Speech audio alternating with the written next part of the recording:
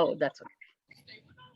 Hello, everybody. It's so wonderful to see each one of you here. Thank you so much for joining us for this very important conversation on human rights defenders and their impacts in all our lives. I know that most of you are joining us from across the globe. You are all in various time zones. So we are very happy to see you all here today. So this event is organized by 4 Harvard alumni groups called Harvard Alumni for Global Development, Alumni Network for Harvard Women, Harvard Kennedy School Women's Network, and Harvard W3D, Women in Defense, Diplomacy and Development. So I would like to request the presidents of the organization to give a short introduction of their organizations. But before that, a bit of logistics.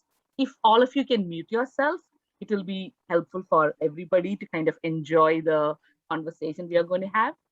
So I'm going to give the floor to Stephen, the president of Harvard Alumni for Global Development. Thank you. Good morning, good afternoon, and good evening, wherever you're calling in from around the world. My name is Steve Chu, and I'm one of the leaders of Harvard Alumni for Global Development, or HAGD. We are a shared interest group specifically focused on establishing meaningful relationships between Harvard alumni that advance global development.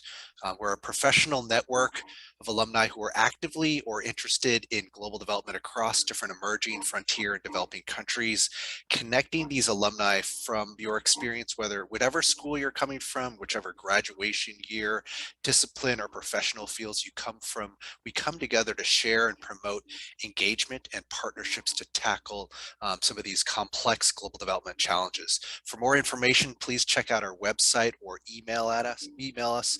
I'll include that in the chat. Before we get to today's program, I just want to share about 2 upcoming events. Saturday, September 25th, we have a mentorship event. If you're interested in a mentee or mentor relationship, please join us. And then on Friday, October 8th, we'll be hosting an Afghanistan community discussion. We know that so many different Harvard alumni are involved and interested in so many different aspects around some of the complex challenges within Afghanistan. Would love to come together as a Harvard alumni community to start discussing some of these topics. I'll be including this information in the chat. Thank you, Litzy. Over to you. Thank you, Steve. I'm going to hand it over to Joan Schwartz, the president of Alumni Network for Harvard Women. Thank you, Litzy. It's a pleasure to be here, and I am just so impressed by the attendees coming from literally all over the world. I'm absolutely amazed. So the Alumni Network for Harvard Women was started in 2013, and we are devoted. Our mission is to connect all alumni at Harvard, particularly women, provide them a platform to interact with each other, and to provide them with opportunities to expand their leadership all over the world and in development. And I have to commend Litzy for putting on some excellent programs over the past several years. She's done a really terrific job. Thank you. Thank you, Joan. I'm going to hand it over to Farah Arab, the board member of Harvard Kennedy School Women's Network. Hello, everyone. Thank you, Litzy. My name is Farah Arabe. I serve on the board of the Harvard Kennedy School Women's Network. The HKS Women's Network is a nonprofit organization that connects, supports, and amplifies the work of HKS women around the world. We have thousands of members. We have more than 50 chapters throughout the world. And so I encourage you to stay connected to our events and activities. I'm just going to put our website on the chat for everyone to take a look at what we're doing and join if you haven't joined our organization yet. Thanks, Liz. Thank you, Farah. And I represent Harvard Women in Defense Development and Defense Diplomacy and Development, a group of very industrious and entrepreneurial Harvard Kennedy School alumni started this organization. We organize a lot of events across industries and sectors. So make sure you stay tuned for the upcoming events. We have a website and social media, which we'll put in the chat as well. And I'd like to, by the way, my name is Litzy Kurishingil, and I'm a alumni of Harvard Kennedy School from the 2013 batch. I'm based in Chicago, and I'll be moderating the event along with my co-moderator, Penelope. Penelope, would you like to introduce yourself? Yes, hi everyone. My name is Penelope Gyurchilova. I am a Harvard Kennedy School of Government alumni from 2007 and international development professional myself. And I'm also president of the Southeastern European chapter of HAGD at the moment, but we will be probably working on another issues and another titles soon, so we will probably rename that.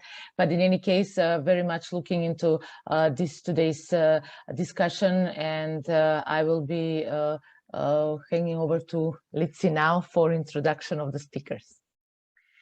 Thank you, Penelope. So as we know, today's event is on the impact of human rights defenders in defending rights. As you know, there are so many human rights defenders all across the world struggling and advocating and working for the betterment of the society so that each one of us can have a better world. Sometimes those struggles remain unknown. Sometimes we do not know how to support them. Sometimes there are so many ways in which we need to kind of support them.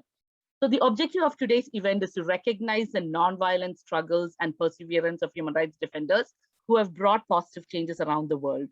The conscientious effort to uphold social justice and rights of people often put them at considerable risk.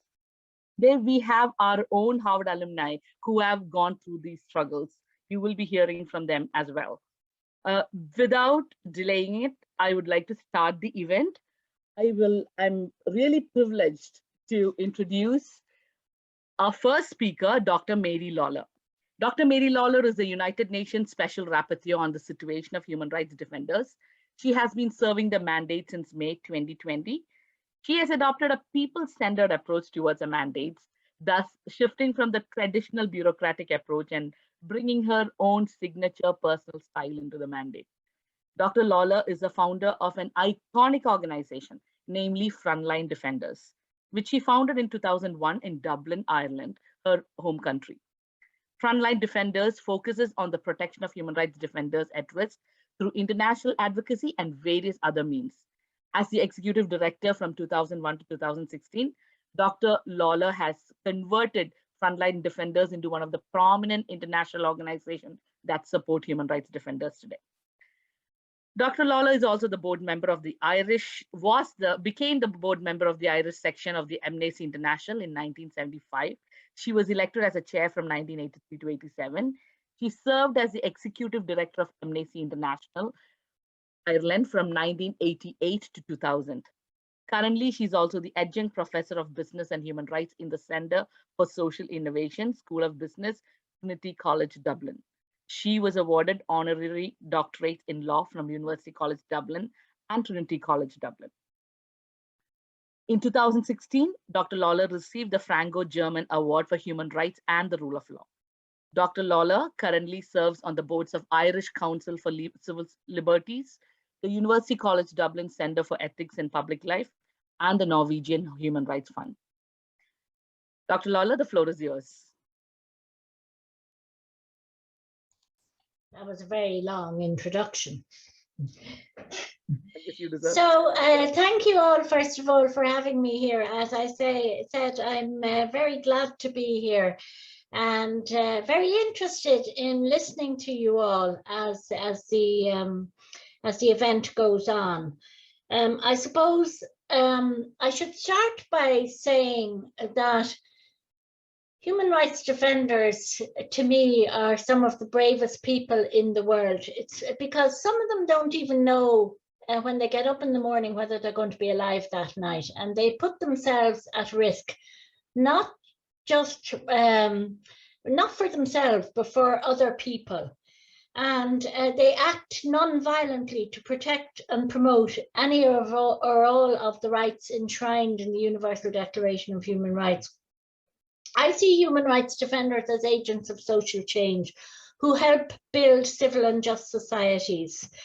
And they need protection so that they can in turn empower their communities to claim their rights. but they often face harassment, intimidation, surveillance, death threats, detention, torture, defamation online and offline, difficulty in obtaining legal recognition for their organizations, closure of their organizations, trumped up law charges, and restrictions on foreign funding. Often their families are often targeted as well. And some countries' human rights defenders are killed or disappeared. And to me, they are people who give words like dignity, rights, justice, and equality their human form, and know what it is like to face entrenched and seemingly invincible repression from states and non-state actors alike. And they stand on the side of the victim, challenge the power of the tyrants, the greed of multinationals, and corrupt governments who are in their thrall. In a strange way, repression is often a measure of their effectiveness. And no one is able to quench their indomitable spirit. And I have so many, I suppose, quotes from human rights defenders which illustrate this to me, but I'll just give you one from Betty Carino in Mexico, who was murdered when she tried to deliver provisions to a community which was cut off. She said, "Today we want to live another history. We are rebelling and we are saying, enough is enough. Today, here and now, we want to say that we are not afraid of them, and they are afraid of us. And despite their threats, despite their slander, despite their harassment, we continue to walk towards a sun which we think shines brightly. We think the time of the peoples is coming closer, the time of unrepressed women, the time of the people at the bottom." Sadly, Betty was murdered, and I had met her just a couple of months before she was murdered. So, and this often happens when you're in this line of work. You meet such amazing people, and you never know when you're going to be meeting them again, or if you will be meeting them again. So I'll talk briefly about my role as Special Rapporteur, and maybe a bit about past experience working with defenders. I think I was asked to do that as well. So as you said, I was appointed last May as UN Special Rapporteur on the situation of human rights defenders. And this mandate was established back in 1998 after 13 years of negotiation. I mean, it was a very long negotiated mandate, and there have been 4 mandate holders, and our primary task since it was set up in 2000 is to try and make sure that the UN Declaration on Human Rights Defenders is implemented, and also to bring the situation of human rights defenders to the attention of states. I see myself a bit as a bridge between defenders and states, trying to raise their cases, trying to encourage states to behave better and to adopt laws and policies and programs that will help protect them.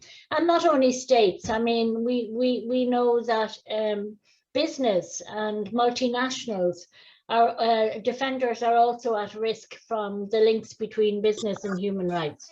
That it was through Sean McBride that I got involved in human rights.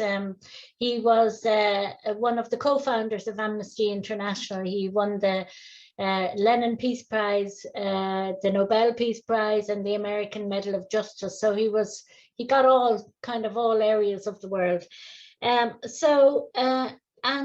The way it happened really was I was asked to collect him. He was coming back from Russia. I was asked to collect him at the airport, and I was making conversation with him in the car going back. And when we got back, it must have been about midnight, he asked me to come in and help him with his mail. And I was so impressed. He was in his 70s and he answered every single letter that night, and it took hours. So I got involved in Amnesty as a result. And it was true in Amnesty originally that human rights defenders became recognized as a specific catalogue, group of people that deserve to be protected. And then when the Paris Summit happened in 1998, I just wanted to work absolutely and completely on trying to protect human rights defenders, because I felt they needed very immediate support and very fast, flexible action on their behalf. And sometimes big organizations, even though I love Amnesty, big organizations aren't really, they aren't really able to give the kind of urgent, flexible, fast support built on the needs of human rights defenders, you know, in the way that I felt that they needed. So I set up Frontline Defenders, and I stayed there until I retired in 2016. And the whole program was, as you said, it was grants, it was advocacy, it was networking, it was an award, it was the Dublin platform every 2 years, and a lot of training in personal security and digital security, and practical round-the-clock 24-hour help, essentially. That it was very based on what they needed. So since the year that the declaration has been adopted, there's definitely been an increase and an acknowledgement, if not always an understanding of the risks faced by people and communities, trying to make sure that the rights in the Universal Declaration and other international human rights agreements are respected and realized in reality. But although situations for defenders have improved in some countries, and I started in the 70s where there were all the dictatorships in Latin America, and you had so many problems in Africa and Asia, but the improvement hasn't been consistent, and it's patchy, and we haven't seen a lasting reduction on the risks faced by human rights defenders overall. The challenges that when I started, you know, pretty much in Amnesty in the early 70s, and even though at that stage that human rights defenders weren't really recognized, but certainly when I said 20 years ago when I was starting in Frontline, the challenges are the same. People are still being killed when they highlight the devastating human rights impact of, for example, environmentally damaging projects.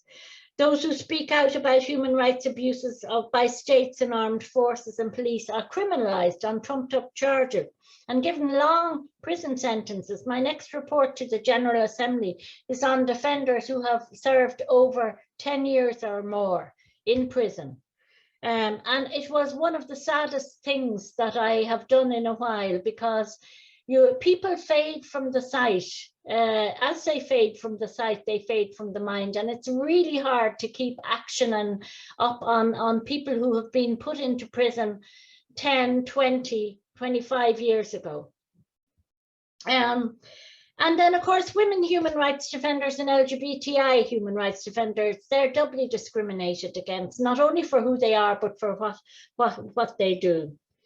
And on top of this, you know, we have surveillance and smearing, and they've all been updated and replaced for the internet age.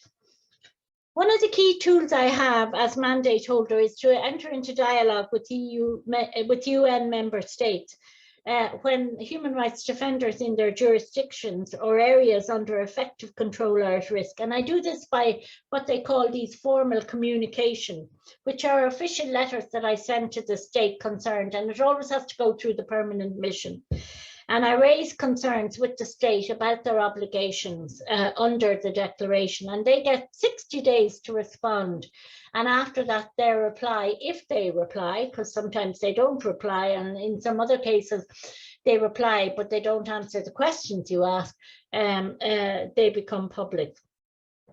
And in all of these cases, I'm responding to information that has been sent to me about defenders at risk. From the 1st of May, in the last year, I sent 274 communications. But there were still cases I couldn't get to because there simply are too many cases. And I received more information about defenders at risk than I have the capacity to act on. Aside from communications, one of the other tools I have as special rapporteur are thematic reports, and I do 2 of these a year, one to the General Assembly and the other to the Human Rights Council. In the first of these last year to the General Assembly, I set out my priorities, and they are really the most marginalized, remote, unconnected human rights defenders who face the greatest risks. And I've since prepared a report on the killing of human rights defenders and the death threats that sometimes precede them. And I presented that to the Human Rights Council in March. And I built on research of the Office of the Human Rights High Commissioner for, that they had documented that since between 2015 and 2019, 1,323 human rights defenders were killed in 64 countries. I mean, it is really shocking and staggering that a third of member states of the UN have killed in one way or another human rights defenders. I've told you about the report on long-term detention I'm currently doing, and next year to the Council, I'm just doing the research at the moment on human rights defenders and making the link between human rights violations and corruption. So basically anti-corruption human rights defenders. And then I meet with a lot of human rights defenders. As I said, today I had 3 hours with human rights defenders from Ukraine, a mixture of women defenders, LGBTI defenders, defenders working on environmental issues, defenders working on democratic issues, those kind of defenders. And then just before I came on, I was talking to Afghan human rights defenders about the current situation and what is happening there now after, it's something I've been following for over a year, but you know, it's so fluid and things change so much. So, so that's basically, I think that's probably all I'll say. I'm sure I've used my 10 minutes, but happy to answer questions later on. Thanks. Thank you very much, Dr. Wilson. Very, very comprehensive and very very wide mandate that you have, and also thank you very much for sharing your previous experiences and your path towards this position, especially with working with such important organization and working now all over the world within your mandate, which I think despite the challenges you can accomplish so much in this uncertain times that we all live in. But also we can discuss the challenges and what can be done a bit later. I will now go to our second speaker, Dr. Marcus Brandt, who is, I can say, my friend from long time ago as well. We met during our studies in Florence in the European University Institute in the 90s. Dr. Marcus Brandt is currently, as we introduced him briefly, is country director at the International Institute for Democracy and Electoral Assistance, IDEA, and in Myanmar since 2020. He is now, from what we talked about, he is working remotely now, considering the situation in Myanmar. He was previously the senior expert of the OSCE, the Office of the Democratic Institutions and Human Rights, ODIHR, and he has served as the senior advisor on democratic reform and sustainable development in Ukraine from 2015 to 2019, where he led the UNDP's work on democratic reform. Marcus has also worked with various organizations to design and implement their governance programs, and he has more than 20 years of experience, extensive experience working with the United Nations, as I mentioned, OSCE, ODIHR, European Union, and other entities, and has lived and worked in Thailand, Nepal, Kosovo, Sweden, Poland, and USA and Ukraine. and Myanmar a bit. Mr. Brandt also holds a doctoral degree in international and constitutional law and has authored and published a number of articles and studies on constitutional challenges, international conflicts, and sustainable development. He believes in social change and human progress on the basis of universal values and is trying to make a difference in this regard in whatever task he's been involved in. And now, Dr. Marcus, I give you the floor. Thank you very much, Penelope, for this kind introduction, and thank you all for inviting me. It's really an honor and a pleasure to speak here, especially after someone as prominent and respected as Mary Lawler. And I hope that I can contribute a bit to this discussion from my own perspective, reaching back into my career, but also talking a little bit about what I'm currently doing. I would maybe also like to start following on Mary Lawler's anecdote from how she got into human rights work, because it also is an Amnesty International story. When I was a teenager, I attended a concert on the occasion of the 40th anniversary of the Universal Declaration of Human Rights in Budapest in Hungary. And this was the first time that I ever heard about the Universal Declaration, when it was read on stage by the big stars of the day, Bruce Springsteen, Sting, and Peter Gabriel. And it was at that time that my, let's say, light for human rights lit up. And ever since then, I was fascinated with this, the universality of these values, of these principles. And I have somehow always tried to follow this guiding light, so to say. I then studied law in Vienna and in a few other places, and then started my career in international organizations in 1999, just after the declaration was adopted. And I remember reading it for the first time when I was serving as an OSCE human rights officer, working in what is now called North Macedonia, in refugee camps, serving tens of thousands of refugees who had come out from Kosovo in those days. And it was at that time when I still remember reading that declaration on human rights defenders that I was thinking, well, actually everybody should be a human rights defender. This should not really be a profession for a few, but promoting and protecting human rights in wherever they are. This is really something everybody should be doing, whether they have human rights in their job title or not. And in a way, that's also how I have been trying to deal with it ever since, even when I was not working specifically on human rights dedicated jobs, so to say, and in organizations. Right now, as Penelope already said, I am the head of program of International IDEA in Myanmar, right now based in Sweden, because in March I had to leave the country for security reasons. And we have also now, since then, wrapped up our field presence inside the country, because it was no longer safe to keep any staff working inside the country, given the specific focus that we have in our work. International IDEA, as some of you might not know, is an intergovernmental organization set up in 1995. It now has 33 member states from around the world, and it is entirely dedicated to promoting and defending democracy around the world. It maintains about 20 international field presences around the world in countries that are inviting International IDEA to provide assistance on democratic reforms. And in this way also, Myanmar had hosted a mission by International IDEA for the past decade, which is now basically has turned to a mission in exile.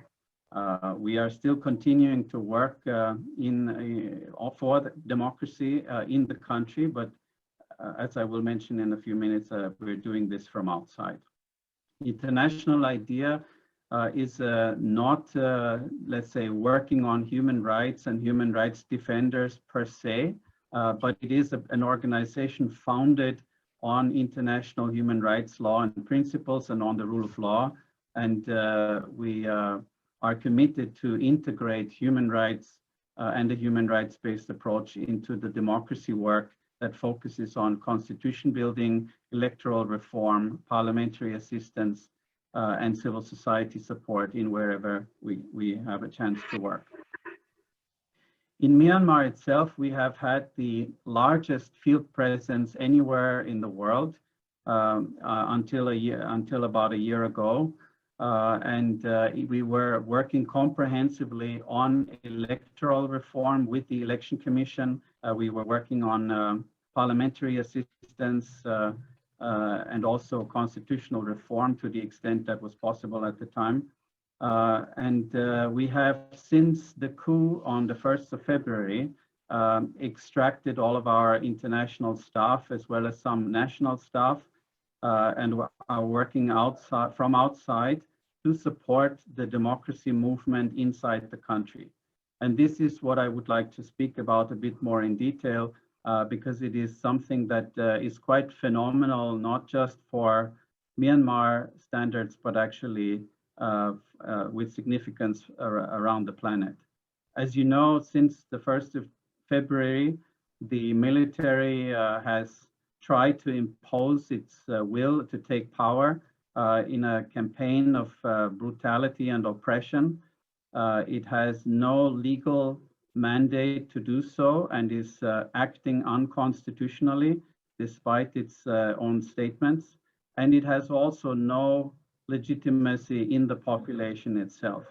And it is basically, this coup has led to a countrywide, society-wide democracy movement or uprising that has not only turned clearly against the military regime, but also brought communities across the country together in a way that is quite unprecedented. The elected members of parliament who got their mandate in the elections in November last year formed an interim parliament, and then together with civil society groups, with ethnic organizations, with strike committees, and all those participating in the democracy resistance have set up a national unity government that actually brings together a wide range of representatives from across society, an unprecedented high number of women and also young people, and even some people who until now had been working in civil society as human rights advocates and defenders. And so, for instance, it also includes a minister for human rights who has himself spent his whole life as a human rights advocate and who is now in charge within this national unity government to ensure that whatever actions are taken in the name of these interim institutions are compliant with human rights, and also ensuring that the future that will be built on the basis of this movement through a new constitution, that human rights will be thoroughly enshrined in these new frameworks and properly protected. And this is also the area where we believe that the international community, such as our organization, has a role to provide support, and we are committed to do so in the coming months and years. The situation on the ground is, as you very well know from the media, quite dire. More than 1,000 people have been basically murdered in the streets while taking part in what was initially mostly peaceful and still is mostly peaceful protests. Several thousand have been arrested and tortured, including the entire political elite elected in last year's elections and held in partly incommunicado detention and tortured. And so the situation is really quite awful. But at the same time, there is not really a very significant international reaction, so to say. in the responsibility to protect has been invoked several times, even by Myanmar's own official representative at the United Nations. But so far, the action by the international community has remained far below expectations. At the same time, there is a significant effort going on in order to document violations. Again, the organizations based in Myanmar are leading on it themselves. For instance, the Assistant Association of Political Prisoners, a long-standing capable human rights network, is documenting diligently every single violation. And also this new Ministry for Human Rights is working together with UN human rights mechanisms in Geneva and other places in order to document any human rights violation for future accountability mechanisms and transitional justice initiatives. And what we have actually seen, and this is what I would like to end my comments regarding Myanmar on, is that this has also activated a very large number of new people, especially young people, to become human rights defenders and to become interested in human rights and in universal human rights. There has been an enormous wave of opening toward discussing issues that had been considered taboo until recently, such as reaching out to the Rohingya communities, the National Unity Government with the Human Rights Ministry in the lead, issuing an official apology to the Rohingya community for the atrocities committed in 2017, but also, for example, the submission under the jurisdiction of the International Criminal Court. And all of this, in a way, has resulted in a multiplication of efforts to document human rights violations and abuses, and often single individuals with a mobile phone camera from one day to the other become human rights activists and human rights defenders by documenting such violations and standing up for them and leading in their communities. It is also quite extraordinary, and should be mentioned, that women and women's organizations have been playing a leading role in this regard and have also basically had a prominent voice in this democracy movement. Lastly, I would just like to end with a few, let's say, open questions I have in my mind that I would like to discuss with people like Mary Lawler and you all who are interested in this subject, which is that let's say, when it comes to the definition of human rights defenders and their role in our world today, I think we are again, called on trying to develop these ideas and these concepts.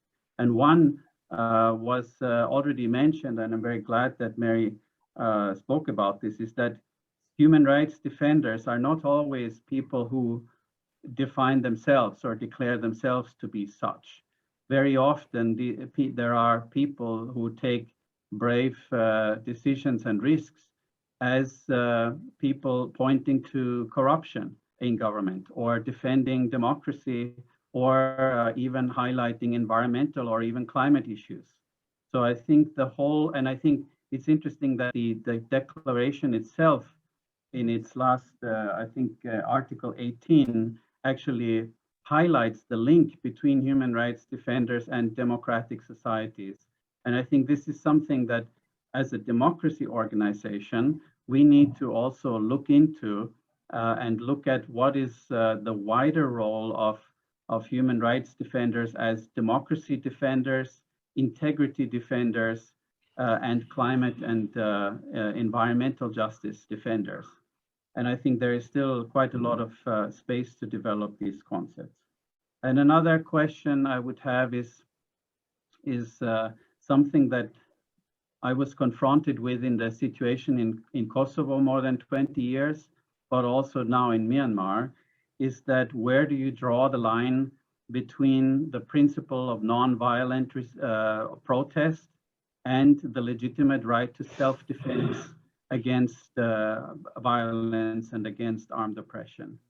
Both in Kosovo in the 1990s, which had started out with a famous non-violent movement.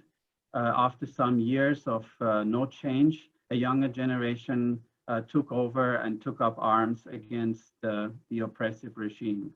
A similar situation we have now in Myanmar, where after many, many years of non-violent peaceful resistance, we are now discussing things like legitimate self-defense and the use of violence as a last resort. And I think there is a very interesting question here to what can we say from a human rights perspective and as human rights defenders in this regard, and where exactly can one draw the line, and what is sort of the correct way to approach these difficult questions. So these are sort of just some reflections that I would like to leave you with, maybe for a discussion. But again, I would like to thank for having this opportunity to speak here and to reflect on my democracy support work in the context of the Declaration on Human Rights Defenders and highlighting the role that human rights defenders play in this regard. Thank you. So much, Marcus. That was such a thought-provoking presentation. A lot of optimism as well as so many unanswered questions. We really hope everyone can become a human rights defender. And definitely during discussions, we'll take up the questions you shared about, where do we draw the line and so on. But thank you so much for this presentation. So we can now move on to our Harvard alumni. We have 3 alumni who are human rights defenders and who have had to face various struggles during their work in terms of political advocacy or advocacy for health rights and so many others. So the first alumni I would like to invite to speak is Irendro Lakembam. He is an alumni of Harvard Kennedy School who graduated in 2012. He is a political activist from the northeastern state of India, namely Manipur, a state that has been grappling with state repression and human rights violations for decades. Irendro has dedicated his life towards the development of his state in various innovative ways. In 2012, he founded Manipur International Center, an NGO to create international partnerships for socio-economic development and human rights advocacy in northeastern part of India. In 2014, he co-founded Prakati School of Management to design, implement, monitor, and evaluate educational projects in northeastern India. Later, he joined hands with a very respected human rights activist in Manipur, Irom Sharmila, who has been an ardent activist against state repression for decades. With the objective of political empowerment of people in Manipur, Irendro started a grassroots-based regional political party named People's Resurgence and Justice Alliance. Prior to his social justice activities, he worked as the UNDP consultant on democratic governance and poverty reduction in Bangladesh. He was also a World Bank Fellow from 2010 to 2013. He is a Harvard alumni who holds a graduate degree in Master's in Public Administration, International Development from Harvard Kennedy School. In the past years, he has faced so many repercussions from the state government. He has been imprisoned for trivial reasons. He's constantly battling the cases that is torpedoed upon him by the state. I will let him share his testimony with you. Irendro, the floor is yours.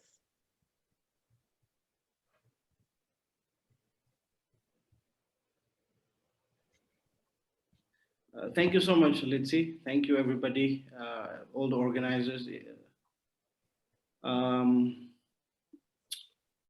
What thought-provoking statement from Mary Lawler and Mr. Brandt. The numbers, for example, you mentioned is very staggering. The number of human rights activists and defenders dying all over the world in different countries. that just sort of makes me very sad and reminds me of the trauma that I went through as well in prison. And I just hope that wherever we are in the world, we can do something to mitigate such gross, draconian, and brutal assault against people who are trying to defend rights for everybody in many different settings around the world. I was recently released from a prison here in Northeast India, Manipur. In fact, I was released this July. And to just cut a long story short, I was charged with sedition. I was charged with what we call here as the National Security Act. Basically saying that I was seditious or trying to wage a war against the state of India. So that was a basic charge. And when I was in prison, I witnessed that every single day, innocent citizens were arrested. Every single day in prison, new prisoners would come in and I would ask them, why are you here? And you'll be surprised that some of them were arrested merely for saying a word on social media against the government. So India is a democracy, but who says that democracies cannot breed dictators? And so what we are witnessing increasingly since 2014 is arbitrary arrest, harassment, sometimes even murder of journalists and activists.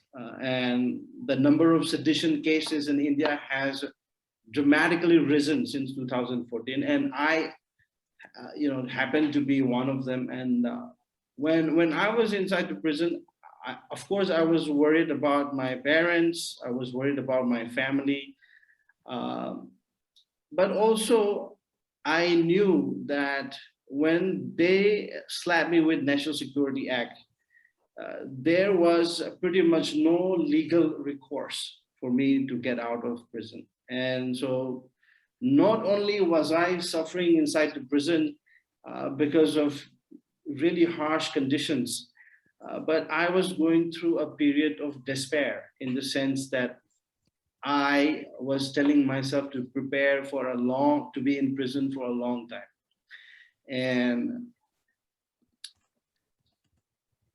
sadly enough, unfortunately, what I realized was that once I was in prison, I did not have that kind of support network on the ground locally to help me get out of prison. And pretty much, every lawyer sort of gave up. And to compound my case, the local media sort of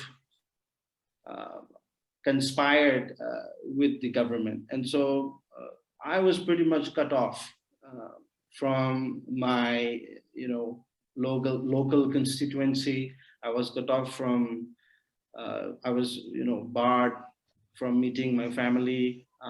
So my major concern was, how do I get out of this prison? Where is my,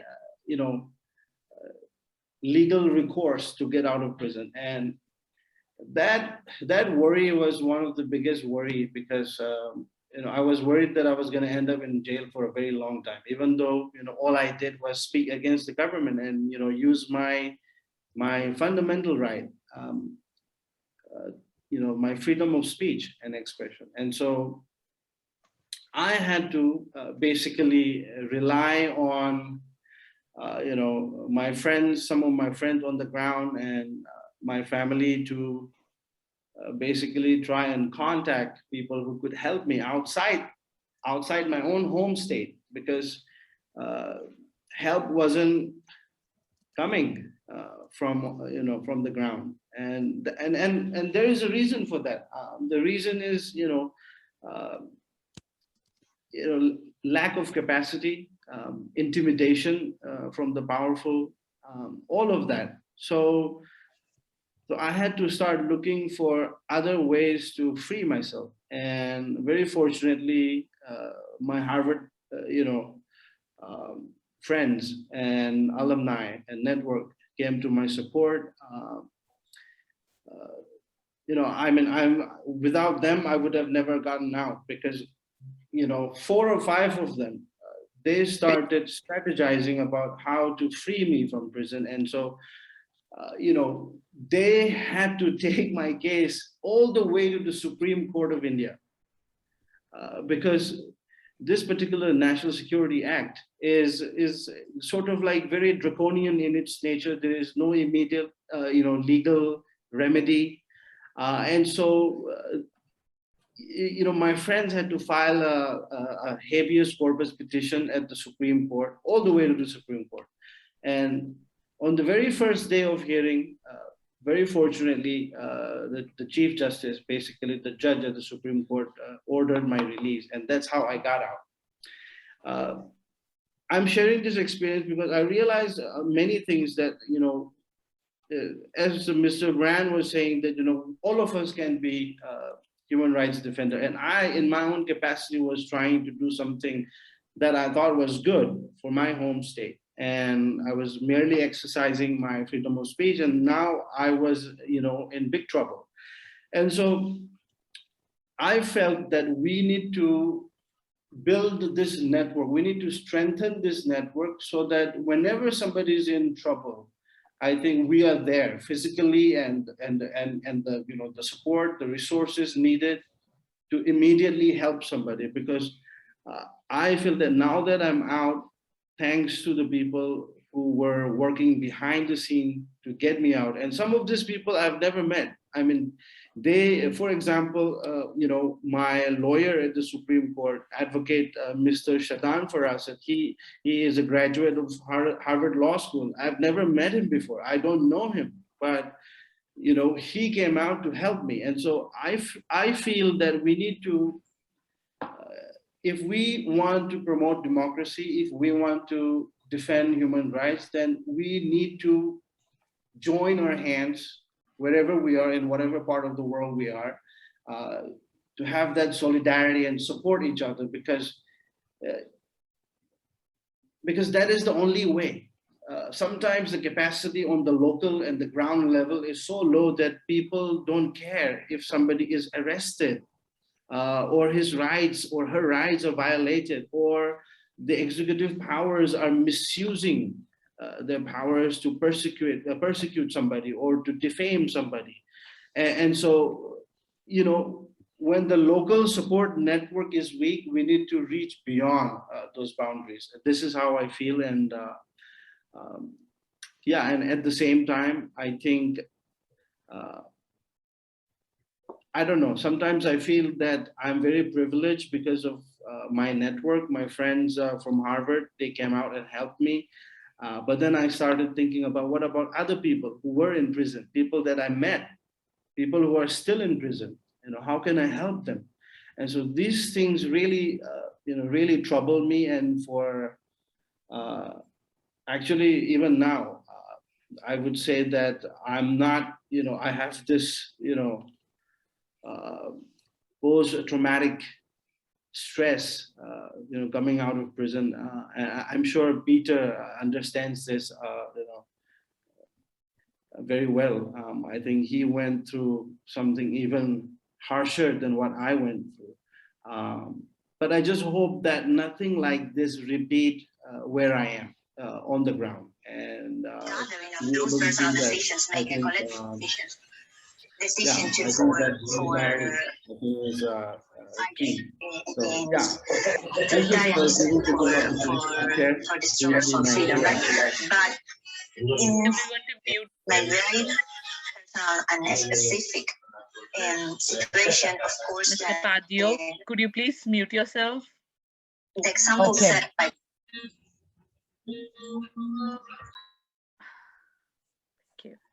Thank you. Sorry about that. Thank you very much, Irendro. I really value your testimony and what you have gone through, and you have made some very important remarks and suggestions. And I also read one of the comments down in the chat that your case basically is a testimony of the strength of the Harvard network. But what about the other people that were with you and don't have that network, as you rightly said? We can come back probably if we have some time left during the discussion, because we have two more speakers and we are only half hour, 30 minutes towards the end of the webinar. So I would like to ask the remainder of the speakers if they can be a bit brief in order to have some time for the discussion. I would like to present now Dr. Peter Ajak, who is the visiting fellow of African Center for Strategic Studies, a think tank based in Washington, D.C. He supports the Africa Center's Emerging Leaders academic programs and advice on engaging the rising generation of African security sector leaders across the African Center's activities. Prior to that, he was the resident country director of the International Growth Center, which is a policy and research center based in the London School of Economics and Political Science. Dr. Ajak is the founder and former executive director of the Center for Strategic Analysis and Research, an independent policy think tank based in Juba, South Sudan. He's also the founder of South Sudan Wrestling Entertainment, a non-profit that uses the South Sudanese indigenous sport of wrestling to promote peace and reconciliation among the tribes of South Sudan. He completed his graduate studies in the USA in 2009, after which he returned to South Sudan to help the country transition to independence. He served as the World Bank economist for South Sudan, and he was a public service fellow also at the Harvard Kennedy School of Government, where he completed a Master of Public Administration International Development in 2009. As I previously mentioned, he received his doctorate in politics from the University of Cambridge in 2017. He was a coordinator of policy and strategy in the Office of the Minister of National Security, in the Office of the President of South Sudan, and contributed towards plans for the political and economic development of the country, until he was obliged to seek safe haven into USA via Kenya in July 2020 with his family, where he continues to work towards advocating for democracy in South Sudan. He is a regular contributor to the New York Times and Foreign Policy, and familiar face on the BBC, Al Jazeera, and CCTV, among other news sources. I will let him speak about his direct experience in South Sudan much better than I would just to, in short words, just to tell the story. I would very much like if you can, Peter, if you can just also focus on your experience and what you have witnessed and survived in South Sudan. The floor is yours. Well, thank you very much, Penelope, for that generous introduction. And thank you, Letzi, for the invitation. It's a great honor for me to share this platform with so many great speakers. It's truly a very important topic that we are discussing. And I really appreciate the thoughtfulness and the sincerity that the previous speakers have brought to this topic. Just to, for your reference, you know, when I got into this, I did not actually plan to be a human rights defender. In fact, as you read from my background, my plan was never to be a human rights defender. My plan was to train and develop skills so that we can realize the aspiration of our people. As many of you know, for 2 decades, people of South Sudan waged a brutal war fighting for their right to exist as a people. And that war, many of us as young children witnessed a lot of atrocities. And it was always a point of reference for everything that we do in life. And when I had a chance to come to the US, my main focus was to gain the kind of skills that I believe will help me to advance the interests of our people. And for us as a region that was so left behind, if you look at all the development indicators, South Sudan is at the bottom there with some of the other countries like Somalia or Afghanistan or DRC, whether it is child mortality rate, illiteracy rate, poverty rates, and all of these things. So that was my point of motivation. I studied economics specifically so that we can think about how to create prosperity and create opportunities for the people of South Sudan.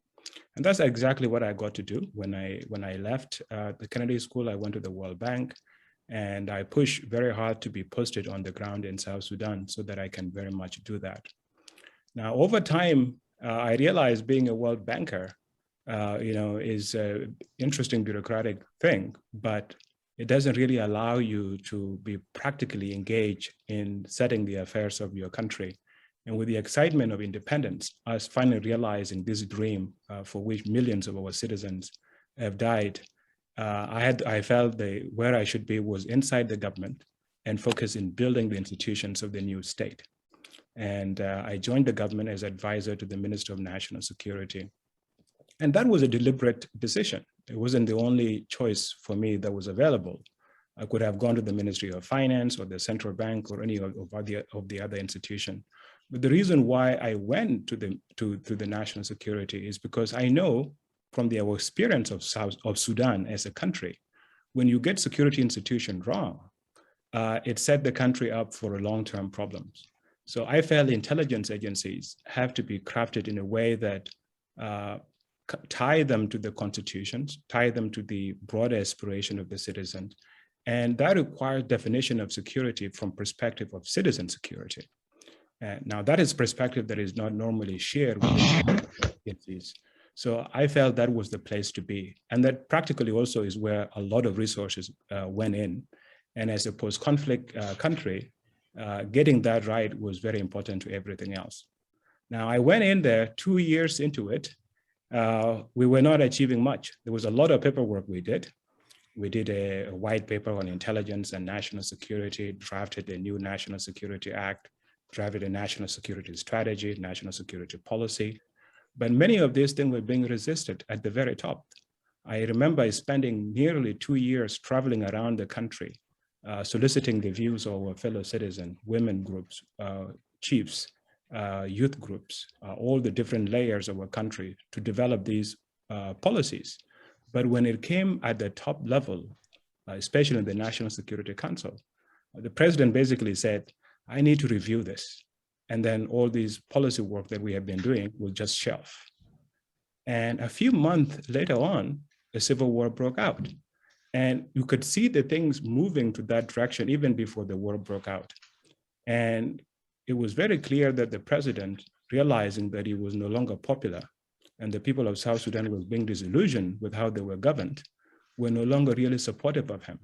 And he realized the only way he could hang on to power is by using the security organizations to keep himself there.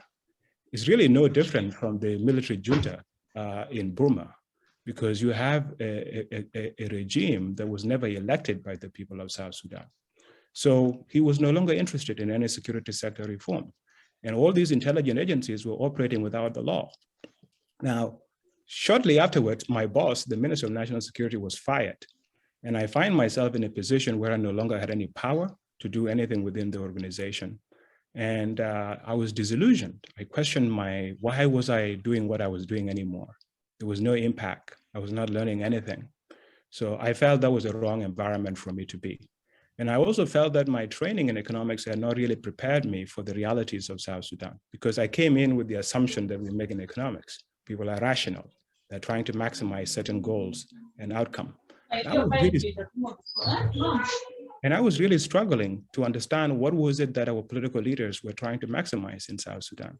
So it was one of the reasons that motivated me to go back to school and do a PhD in politics, try to really understand how did the pattern of authority that we were witnessing in South Sudan emerge, and what explained how the notion of authority, the way our leaders think, evolved over time. Now, as the war was underway, a lot of atrocities were being committed. People were being literally killed door to door, just on the basis of their ethnicity. And our leaders here was using division that has already been there in our context. We are a tribal society, there are different tribal organizations, there are different languages. They were using these cleavages that were already there as a way of maintaining power and exerting power. So they were manipulating young people and framing the challenges we were expecting from ethnic perspective. And this was really encouraging ethnic massacres, and young people were victims in this thing. And as someone that has been within the organization, has been an insider, I knew exactly where the problem were. And I felt there was a need for me to begin speaking out. So I started writing opinions, op-eds. I started appearing on television, framing what the problem was. But at some point I felt that was not enough, because no matter how much I speak, without actually getting on the ground, organizing people, organizing young people, getting them to change the narrative of what was happening, I was just basically talking. So as this situation evolved, I began now organizing young people across South Sudan to speak out and basically to not allow themselves to be used as tools of violence. So we created the South Sudan Young Leaders Forum. And the simple objective was, these old guys that are using us, that are killing the future of South Sudan, they themselves are not fighting. Their children are not fighting. They're just manipulating young people to go and kill themselves. So if we as young people stop fighting, they're not going to fight. The war would automatically end on its own. And that's what we came about to do. And as we advocate for this, they began feeling threatened. We also realized that the problem was political. It was not just pointing out what the problem were. That's what I had been doing when I was at the World Bank, in the government. We're pointing out what the shortcomings are. We go even to extra extent to provide the solutions, a growth strategy, a national security strategy. But the problem was there was lack of political will to actually implement what was right. There was lack of moral leadership to do what the people of South Sudan wanted. And if we just keep saying this is the problem, we are then also part of the problem, because we are not really coming out with where the real solution is. And the solution was there has to be a change of political leadership in the country, because the leaders that were there did not have the vision and did not have the interests of the people in heart. So we began now demanding a generational change. We argue that there should be a generational exit. These liberation generations, people that have been in the bush for 2 decades, they were not the right people for the challenges that South Sudan faced in the current era of peace and current era of nation building. So we wanted a transition to allow a younger generation with better ideas that understand that this country is not just for one ethnic group. It's a country for all the people of South Sudan, and come up with a vision to unite our people and build that future that our people shared. And this message was a serious threat to them. And it was a message that galvanized young people of South Sudan. We began demanding for democratic elections. By the way, up to now, we have never had elections in South Sudan. So you have leaders that impose themselves through the battles of gun. And the international system is basically enabling this, because they create these negotiations where people go for peace talks. And these peace talks, like now in South Sudan, we have a government that is bizarre by all measures around the world. The government with 5 vice presidents, each of whom is a warlord representing a different warring faction. They divide the cabinet. This one get 20%, this one get 15%. So if you want, and the same thing with the parliament, we have a parliament that is not even elected. We have state government that are not elected. Everybody in the country is appointed. So we wanted democratic election, and that was a threat. So now national security, the people that I used to work with, this institution that I helped to create, were now threatening me. I was being summoned to appear, and sometimes this interrogation will last 12 hours. And I will be told, we can just shoot you like a dog.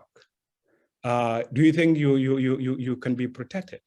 And of course, and this is a very interesting point that was raised before by Marcus, because literally these people have done this. In South Sudan, just read up, people get shot on the street. They have this death squad that they move on the motorcycle. If you're in a car, you are shot, or they come to your house at night, they shoot you, and the story is story. They say it's unknown gunmen. So this basically was what they were threatening me. So the first thing I did was, of course, I have to continue doing what I'm doing, but I also have to protect myself. So I have to get myself armed. so that I can protect myself. I also had to get bodyguards that can move with me so that if somebody tried to take me out, I have ability to fight back. And then that's continued for like a year with about 40 different times I was called into the National Security Headquarters to be threatened and intimidated. But our movement was growing. Young people were responding, and we were going to villages. We were traveling in the region to the refugee camps, to the diaspora, meeting our people and explaining to them why there has to be this change. And they realized that the only thing that they could do ultimately was basically to arrest me. So as I was traveling to part of the northern part of the country, I was basically detained at the airport, taken to the Blue House, which is basically one of the worst prisons in the world. I went in there and basically inside there, there's all sort of dodgy activities taking place. From 10 p.m. to 5 a.m., there's torturing. They would say, bring a knife, bring a hammer, bring a nail. And then 5 minutes, 10 minutes later on, you hear someone screaming. You wonder, is that a knife that they're using, or a hammer, electrocution, sexual molestation of men, women? And worse, they had something called midnight pickup, where at midnight or from 11 p.m. onwards, they will come with torches, turn off the light. They come to take this person, drive them 40 miles outside of Juba to a ranch where the president actually has a ranch, and there's a military facility there where people are basically executed. They can be shot, or they are hacked with machetes, and then their bodies are sprayed with gas and then burned to ashes. In fact, 2 activists were kidnapped from Nairobi. 2 of my friends were kidnapped from Nairobi, brought to the same prison that I was at, and basically taken to this facility, hacked to death, and then their bodies were sprayed with this gas and basically burned to ashes. So this was happening regularly inside the prison. I was detained arbitrarily without any charges for 9 months. And then when I was ultimately charged, they came up basically as my colleague from India was narrating. I was charged with treason, insurgency, banditry, harboring terrorists, training terrorists. It was just basically made up charges that they were just looking and then bringing them there. Now, and then ultimately when they actually take me to court, they didn't even charge me for why they arrested me. They charged me with an incident that happened inside the prison. Because one thing that happened inside the prison, many of these people that were inside the prison, they have been detained there for years. And it was a very important point that Irendro mentioned. We are lucky sometimes because we have this international network. Personally, I was very lucky. When I was initially arrested, the youth of South Sudan came to my defense. A lot of them are here, part of this discussion. It was happening on the social media. And then also my international network, Harvard network, came to my defense. But there are a lot of people that are inside those prisons that have been there for years, that no one has even heard about them. In fact, the only time the South Sudan Human Rights Commission ever came to Blue House was when I was detained. And it was because of the nature that my profile brought to the condition that are in there. Now, ultimately, I was sentenced to 2 years in prison. I spent 2 years in prison. I was ultimately pardoned just 3 weeks before my sentence ended. And it was basically the president wanted to save face and argue that he had a change of heart. Now, when I was released, they seized my passport. I was put on a no-fly list. I couldn't leave the country. It took a while for me to manage to escape to Kenya.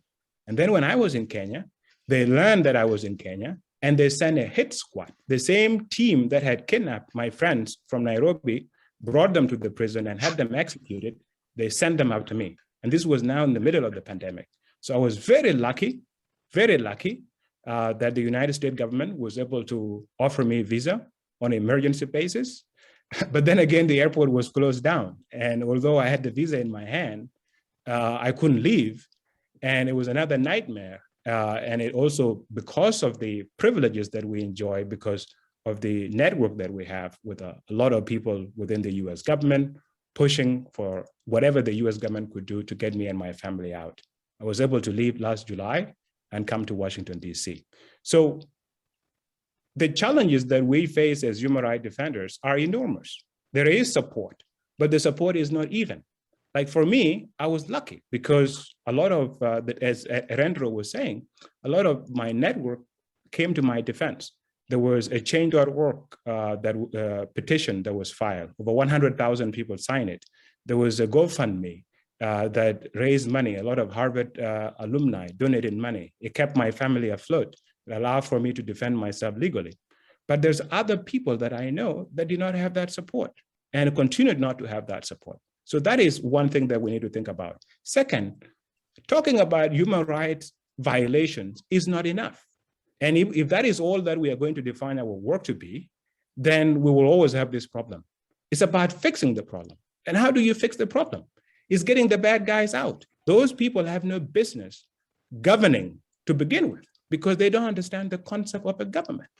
Government exists so that it can provide certain things, privileges, and provide an enabling environment that allow all of us to reach our aspiration.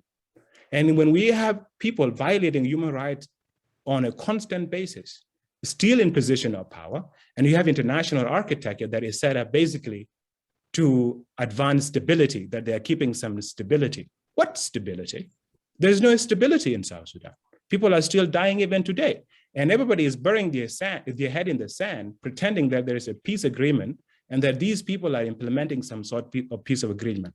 What peace agreement? There's nothing has changed. A lot of my colleagues that are now in South Sudan are still suffering. They're being harassed. Just last month, young people were trying to organize discussion around a constitution because we don't even have a constitution. And the government came in, shut down the meeting, intimidated people, tried to arrest people. So there's not even a space for people to even discuss what kind of society they want to create.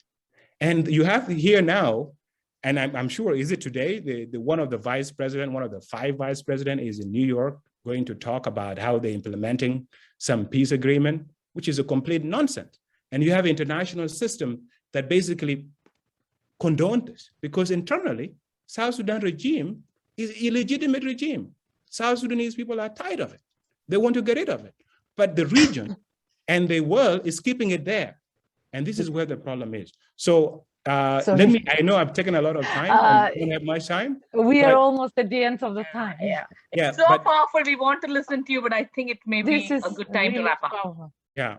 So let's see how we can really have a meaningful discussion beyond just pointing out what is wrong. Peter, thank you so much.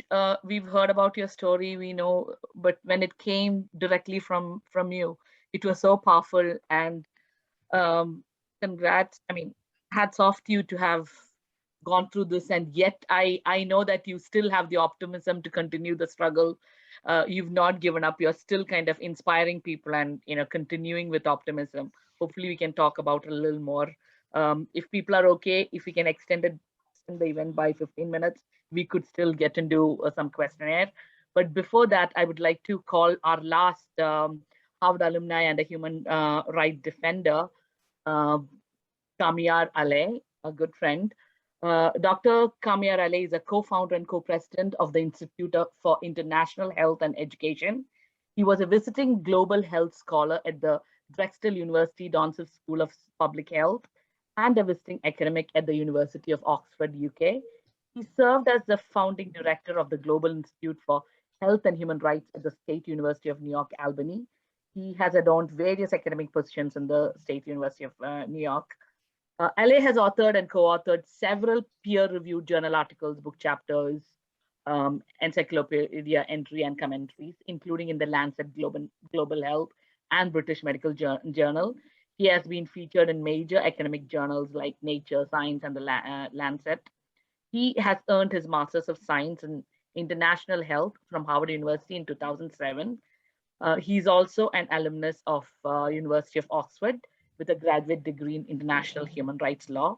He's a recipient of various awards, Heinz Pegel's Human Rights of Scientists Award from the New York Academy of Science in 2009, the Jonathan Mann Award for Global Health and Human Rights from the Global Health Council in 2011, the inaugural Award for Leadership in Health and Human Rights from WHO 2011, the inaugural Ellsworth Taylor Award in recognition of efforts to advocate for human rights in the field of HIV from AMFOR in 2012, and Ellis Island Medal of Honor in 2015 for his significant contributions to the society. I would let Kamyar share his story. Floor is yours, Kamyar. Thank you very much. I'm so honored and delighted to be here, and due to the interest of time, I try to be short.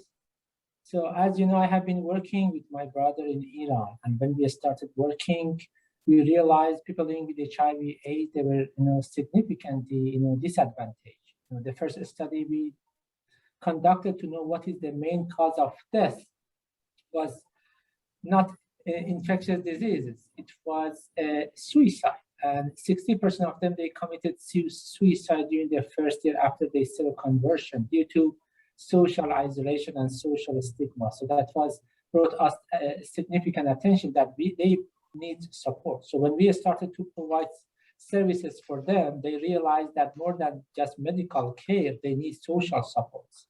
So that was, we established the first initiative called Triangular Clinic, which had 3 target groups, drug users, people living with HIV/AIDS and sexually transmitted infection, which was documented by World Health Organization as a best practice model in the world.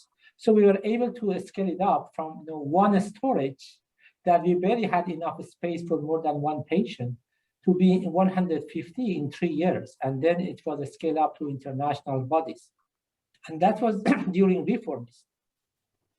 Then the government changed, and the conservative, took the office. They said we don't have any HIV/AIDS. So that was the situation that we were given working hardly on, HIV/AIDS.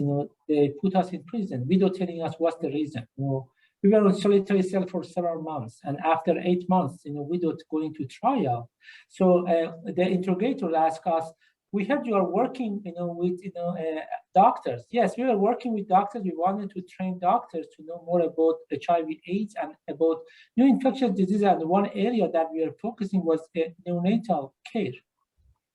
And we were planning to bring, 15 doctors from Iran to US to Harvard, Hopkins, and Yale. So the interrogator said, do you know what happened if these doctors go to the US? They said, yes, they get trained and they go back, and the target age was newborn until age of 3. They said, no, if they go to the US, they get brainwashed. And when they come back, when they visit those kids get brainwashed. And 20 years later, these kids will be students that they will oppose against the government. So that was their mindset. Initially, I thought they are joking. I said, so based on the medical textbook, by age of 3, these kids, they cannot identify their gender. How come they can identify who is the president of the country? And even they are super intelligent. After 20 years, we have 5 more elections. How come? This will negatively impact them. But this is their mindset. So unfortunately, we were in prison for, for me 2.5 years. So my sentence was in 3 years. But, a few months before the sentence, finished, they gave me conditional, release, which means for the next 5 years, if something happened, I don't need even to go to the trial. So by this way, they wanted to stop me to continue my work. But when I got released, I came to the US. I continue my work in the US, and at that time, my brother, they kept my brother, longer. So they wanted to see, how it goes, and after that, they release him. But it's very important. What is the role of human rights advocates and human rights defenders? Because one message is that those interrogators and intelligence service, they tell immediately to the family members, don't say anything. We will release this guy. Don't say to media or so on. So they keep that person on a silence for several months. And they physical, they put them for 6 months, 8 months, or a year in solitary and put under a lot of pressure. And in that, solitary cell, that a lot of people, they get broken easily. They just try to just put, pressure. And we know based on the, definition, if you be in solitary cell for more than 10 days, this is, torture. So by this way, they just mislead the prisoners, say, just say something in front of TV and we will release you immediately. And that was, unfortunately, the majority of the seniors happy. So from one side, they be silent for 6 months, 8 months, and then suddenly they bring this guy to the TV, and then he say or she says something against themselves. We don't have any evidence. And this is the scenario. So we have to change this game, that immediately we have to advocate for those who get in prison due to political reasons. And it's very important to consider that in short run, the government maybe overreact, means they keep them in prison, but in long run, you will protect their lives. So it means in long run, there is no single case that there was a huge campaign for them.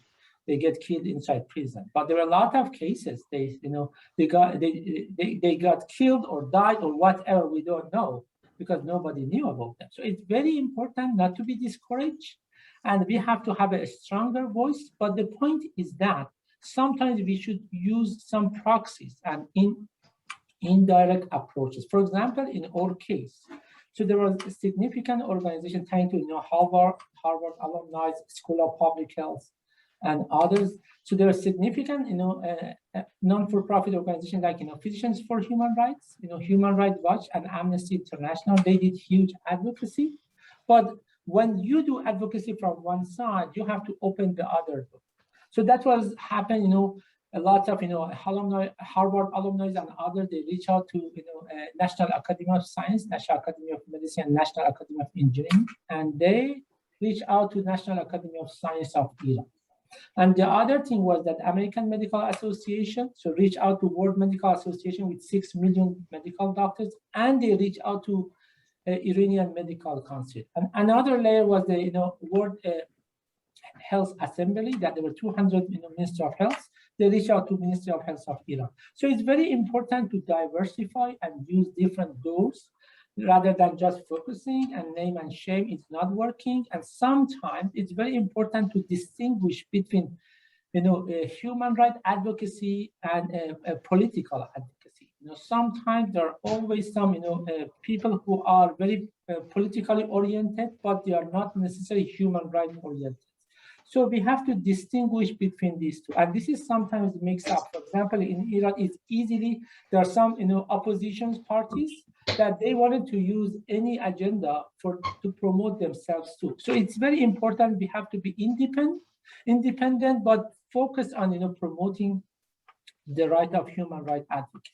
So when I came to the US, I tried to institutionalize human rights and health. So that was the motivation for me. I developed a course, the first course in Sunni System on Health and Human Rights, a Global Institute for Health and Human Rights, and the first advanced certificate, graduate certificate on global health and human rights. And also I work with Albany Law School. We developed the second law degree, LLM, on health and human rights. And it's very important how we can have new generations of human rights advocates to continue this advocacy in the future. And also it's very important to open the door. So there's a term that we have been working back in 2002 about global medical diplomacy and human rights. Sometimes you wanted to open the dialogue between some countries that they have a conflict through health, through medicine, but at the same time to respect human rights. So that was, I was a guest speaker at Harvard. We offered the course on global medical diplomacy, and I try to promote this. Means it's very important. So we have to exercise different ways and opportunities, because we have to be more impact oriented rather than process oriented. Sometimes we got stuck in the process and we forget what should be the desired outcome. So it's very important. And also another thing is that some of those conservative countries, they may have some allies. For example, in my case in Iran, so Malaysia was a good friend, or Turkey. Yes. Hi, Kamir. Thank you so much. But can you just wrap up in like a few seconds? Yeah. Sure, definitely. So it means we have to reach out to Malaysia, to Turkey, or other Muslim countries. We have 55 Muslim countries, by positive reinforcement, so they can have more, a strong network to impact those countries that they don't listen to us. And the last thing I wanted to tell you that now some of these, the conservative countries, they got more, they got smarter and they changed the agenda. Initially, anybody who advocated for, human rights, they put them in prison, but they know that the price is very high. The cost is high. Now they have some, fake, accounts on social media, and they try to discredit them. So imagine they have thousands of fake accounts. So anybody say something against them, they just send some fake news about corruption, drug dealing, or whatever, or moral issues to discredit those people. So it's very important, and particularly what we saw, it was over the past year and a half, looking at COVID, that unfortunately they politicized non-political health issues, and we were the first who advocated about this in Iran, but definitely they wanted to use any ways to silence us or other human rights advocates. It's very important to have a system, to make sure people, they don't get, affected. Thank you very much. Thank you so much. Thank you so much, Kamyar, for joining us and sharing your experiences and for successfully kind of sailing through all those struggles and continuing to work in the same field on health rights. Sadly, Ms. Lawler had to leave. I really wanted to ask her to respond to Marcus's question on where do we draw the line, like, the nonviolent, when can we take up self-defense? Although we are all advocating for nonviolent civil rights movement. I don't know if any of the speakers want to respond to it, but please make it really brief because we can take probably 10 more minutes. I know there are 2-3 questions in the chat. So does anyone want to respond? Where should we draw the line between nonviolent struggle and taking up self-defense?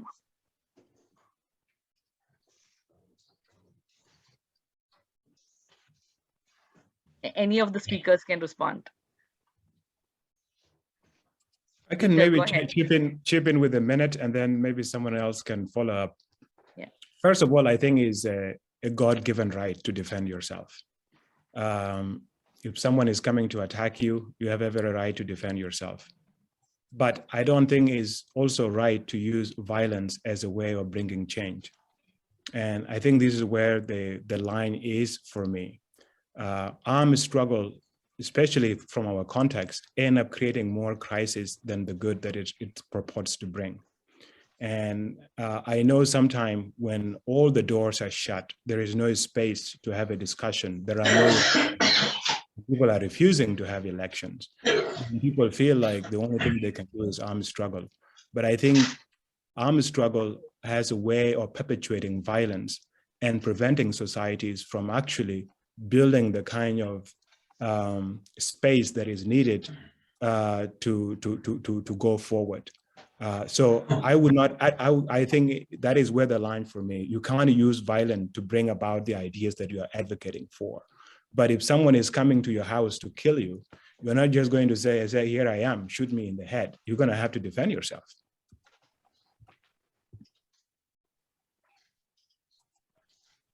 Anyone else want to respond to it? Kamyar or Irendro?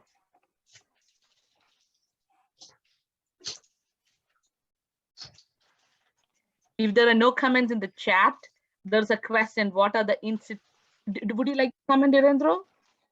No, I think I would probably go along the same lines as Peter. Okay. Kamyar, would you like to respond or? Yeah, so definitely, there is a individual level response, and this is more a greater response. Definitely as an individual person, so we have to defend ourselves. But I think we have to identify a bigger impact and greater impact, because the initial expectation for them is that we wanted to defend ourselves. But how we can stop them for the future behaviors by increasing the price. And I think we have to find some, innovative idea. This is not an easy answer to find, but definitely I think this type of groups, we have to brainstorm that how we can increase the cost and where are the sensitive areas for those countries that we can put more pressure on that, rather than have some general statement that after a week, everybody will forget it. Thank you, Kamyar. In the chat, there was a question that what are the existing institutional supports to support human rights defenders? If there are none, how can we strengthen such institutional support? Or like Marcus said, how can we, convert every citizen into a human rights defender as a part of one's life? Marcus, would you like to respond? Unfortunately, Marcus had to leave because he had prior commitments. So, and we were running out a bit later, yes, so he excused himself. Yes. Right. So if the three of you would like to respond in 30 seconds each about the institutional support and how can we create more to support human rights defenders will be helpful. So may I say something? Please do. I think the long-term support is very crucial. For example, we know there are some initiatives they call Scholars at Risk, or Scholar Rescue Fund, funded by Institute for International Education for some of the scholars and human rights advocates that they have to leave their country. But usually these programs are just for 1 year. So then after that, so they are by their own. So I think that would be a great opportunity that some of those well-established human rights organizations to host these human rights, advocates and scholars in this institution. Is not about just compensating them. It's how they can keep them to be engaged, because over the time easily they get forgotten and they feel they are helpless. So I think it's very important, at least to get them more engaged and involve them in different initiatives in long run. Okay, in the interest of time, and I'm sorry, this is so interesting. There's so many issues that we touched upon, and of course it requires much more deeper and much more maybe structured in a way and longer discussion. And we are planning to continue this series. We will talk over how we do it, but definitely there will be a follow-up. I think, let's see, I think you're with me on this as well. And there is a lot of things that we can go and dive deeper into. I would like at this time to thank all the speakers. I'm sorry that 2 of them left us, but for all the rest, I think that this was an amazing session for everybody. Very tough session in a sense that we listening to some of you and all of you, what you have done over the years and what you have gone through in the interest of human rights in general, and also in particular parts of the world for your people and for your human rights, not only defenders, for each kind of human rights that are represented in your regions and what you fought for. It's really amazing, and I cannot thank you enough for sharing this with us. I only hope that there will be solutions visible, and also for the betterment of the life of people all over the world. That's something that we all strive for, and we are, myself and everybody here, I assume included, we are human rights defenders in our own way, maybe not in such very difficult situations, but working all over the world. We are doing that every single day as much as we can. Sometimes it's, you described situations where you can do as much, you cannot do more, but that's really depending, and also depending on building a network, and also depending on building your social fabric where you can be supported and you can change something within, starting with community. I would like also to thank all the participants. I'm sorry that we didn't have time to discuss it more, but our speakers were so amazing that we ran out of time, but maybe next time we will plan a bit better. And also maybe we will do on more in-depth discussions on certain specific subjects that we talked about today, and then we dive deeper. I would like also to again to turn your attention to the activities that we were planning our organizations to be done in the next couple of weeks. And HAGD will be doing again fall events on the September 25th on mentorship event, and on October 8th Afghanistan community discussion. So if you're interested, please join us. Again, thank you. Let's see if you would like to say some words, and I will leave you all. Yeah, thank you so much, speakers. Thank you so much, Kamyar. Thank you so much, Peter. Thank you, Irendro, for sharing your life with us and really kind of opening your world to us. Many a times we do not understand, or we could be callous due to our ignorance. So really, thank you so much for sharing it with us. And there is a lot of interest among our attendees to kind of do something, to take an action. Everything should have a, so a group of Harvard alumni are planning to kind of create a support group for human rights defenders and in general. So we will definitely reach out to you with more details, and we will take the knowledge and experience of our fellow alumni who are the speakers and take it from there. So thank you so much for attending. It was wonderful having you all, having each one of you, and we will reach out to you via email as a follow-up. Thank you. Have a wonderful evening. Thank you. Bye-bye, everyone. Bye-bye.